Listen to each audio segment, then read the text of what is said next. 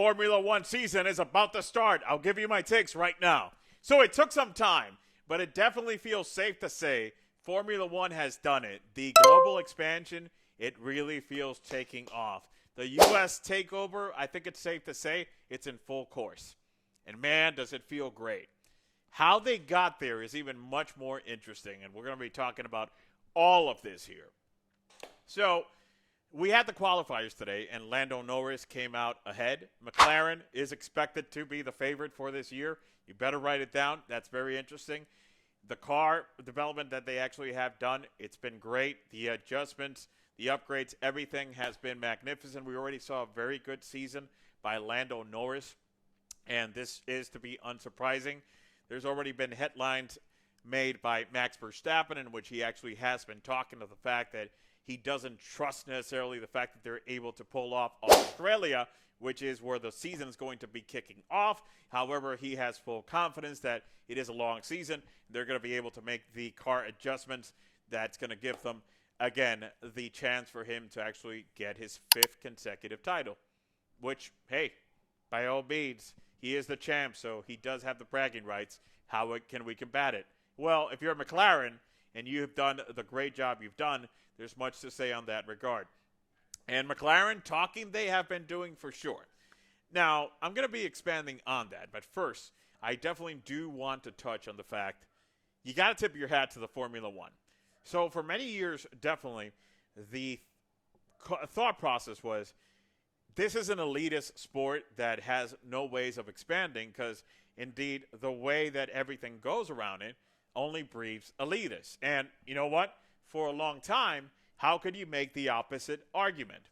However, they did something that was very, very well thought. And they used a little thing. You might have actually heard of it. It's called Netflix, Drive to Survive. That / reality show, which I love the whole thing of reality shows. Who the fuck doesn't like reality? Well, I really don't like reality TV. But nevertheless, you get my point. Reality TV is like an affair of commitment that we do in which we sign an invisible contract in which you kind of say like, I agree in the fact of believing all this bullshit in front of me as not staged. Cool.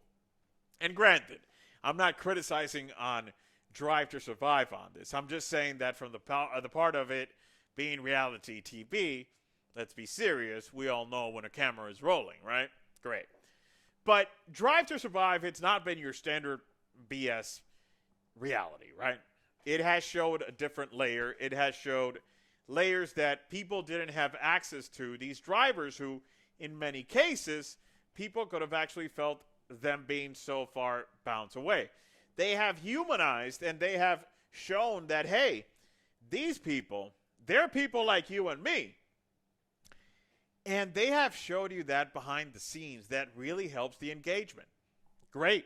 Beyond the access of the crowd that was already watching. You can only grow so much if you're only specifically targeting said audience. Now, it doesn't mean anything bad because there's certainly a specific crowd for it, but everyone loves the Benjamins. An expansion worldwide, why not have at it?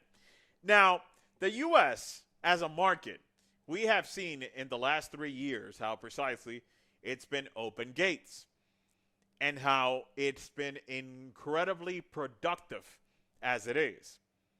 The races, precisely, not only have they been an attraction, but the garnishing of the following in the United States of America as a market is increasing constantly. And over, what was it? Was it yesterday from the time that I'm recording this? That F1 movie that's coming with Brad Pitt came out.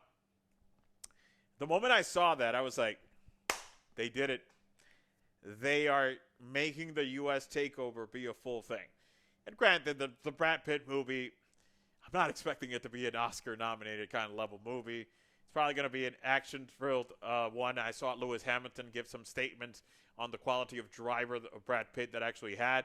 They were utilizing F2 vehicles for that and whatnot. They shot in the middle of or before some of the races that took place last year in Formula One. So it's going to be very interesting. You're going to get the exposure of multiple drivers. In fact, what is it? I think the whole roster of everyone that was there in 2024 pretty much is going to be appearing, if I saw the credits correctly, which is great. They're going to be portraying themselves. But Brad Pitt is going to be in a fictional team. Yeah, you can get the whole 9 yards out of that. But from exposure perspective, it's great because it's reaching the bigger, the broader audience. And these things, they are vital. They are key in order to the expansion of the sport. So that's great. Now, reconnecting with the 2025 season. Here's the thing. Personal situations, issues, drive attention. It's our nature, right? We love gossip. So we're going to start out the season with McLaren. Like I said before, they are the favorites to win the title this year with Lando Norris. They have the best car. That's tough to argue. And Lando Norris has been picking up as a driver. Best 1-2 punch right now? Probably. Now, there's also the situation that Red Bull, obviously, and Verstappen have landed 4 consecutive titles. It's tough to argue against the champ, right? Does he have the better car than McLaren? He does not. Does he still have the bragging rights of being the best driver right now? Yeah. Does the best driver have the capacity to overcome not having the best vehicle? Well, yes, in a lot of instances that can happen. However, if there on the other side you have a driver that's on the comeuppance and is good like Lando is, there's an argument to be had there. Now, independent of the fact that we have a 4-time consecutive champ in Verstappen, and that we have the uprising of Lando Norris and the magnificent car of McLaren, you have another one that's actually been taking all the headlines. And it's the 7-time champion who was a phenom of his own in his moment, Lewis Hamilton. The 40-year-old made the jump to Ferrari, and he has swept away with the attention of everything. It is, if anything, circa the 2010s again with Hamilton. Impressive. Now, Hamilton, you could actually ask yourself, at 40 years old, what does he have to give? It seems like his last fuel injection came, if anything, pun intended, back in 2021 in the first title for Verstappen. Controversial as it was, nevertheless, we haven't seen a lot of greatness in Hamilton ever since, have we? No. The answer is no. Now, he has tried to deflect a lot of that to the fact that simply in Mercedes, they were not offering the best vehicles possible. Granted, he has a valid argument there. I'm not going to be the one that actually disagrees. Ferrari, however, already had their number 1 driver, Charles Leclerc. They did something very shitty, however, in how they treated Carlos Sainz, who is now with Williams, and he seems refreshed. He should do fine. I'm not expecting him to take over the world by storm, but he should be fine. Again, it was very shitty what Ferrari did. Nevertheless, Ferrari has done a takeover of attention with Lewis Hamilton. It's been Lewis Hamilton here, there. Hamilton has said that he has no family. At this point, he feels that he has everything to give. Now, how adapted has he seen? Does it fit like a glove or whatnot? Well, tough to say. He has said that he's still adapting. In the practice races, in the quality, he hasn't looked like at home, if anything, with the new vehicle.